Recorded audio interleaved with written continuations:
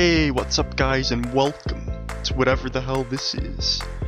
So today I'll be talking about something very near and dear to me, Bombermine in 2013. In my opinion, the best time to play the game was around March to June 2013. That version of the game was so awesome. Let me tell you why. Rounds lasted 20 minutes instead of just 16, and everyone could pick up 20 bombs and 8 flames. The game was more hardcore and yet still easier for any skill level to play. You could run around spamming 10 to 20 bombs with 8 flames, but if you died without picking up a heart power-up, you would lose everything. Back to just 1 bomb and 2 flames. There were always weak players that you could find and kill, so anyone could get some kills. If you picked up a heart, you would lose about half of your stuff if you died. If you got killed twice in a row, you would lose everything for sure though. Now there's really not much risk in dying. If you die, you just lose maybe half of your stuff, and if you die twice in a row, you don't lose anything the second time. I think the risk is part of what made it fun though.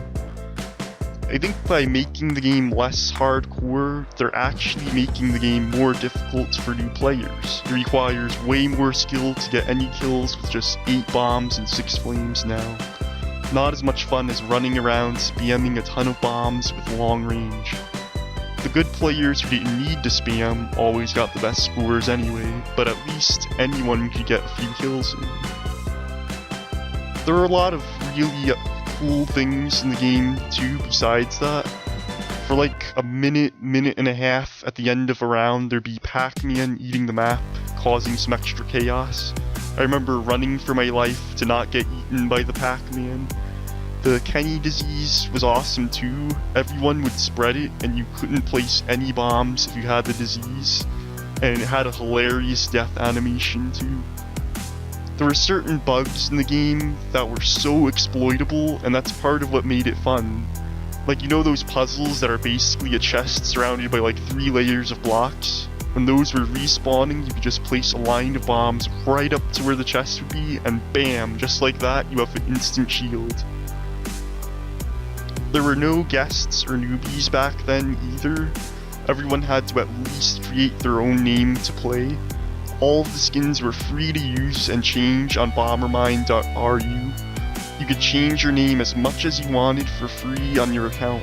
And let me tell you, I made a bunch of different characters on the accounts that I used. It wasn't really for trolling, it was just a fun thing to do. Just change your name and skin and you have a totally new identity. You could even delete an account if you wanted. Of course, the game had its trolls back then, but at least they were actually more interesting. Seeing someone on a guest account with a name like blank second is way more interesting than guest 10437. There were so many interesting characters to fight and chat with in the game. The game didn't have as many rules. There were no name censors and not as much chat moderation. So if someone really wanted a nickname with something like shit in it, for example, more power to them, who really cares? Chat would only be moderated if things really got out of hand. Why mute people for every little curse word? What's gonna happen to this generation if they can't even handle people on the internet? There were no perks and no plutonium, but it didn't matter because everyone had fun killing each other on smaller proportion maps with hundreds of other players. So that's what I felt like talking about. I think that version of Bombermine was the best thing ever. When there was a bunch of major updates in like around June 2013, a lot of people stopped playing the game. I feel like this game, and probably any other game for that matter, will never be as good as Bombermine was back then. Game of Bombs is still my favorite game though, so I hope you guys liked this, and I will see you in the next video.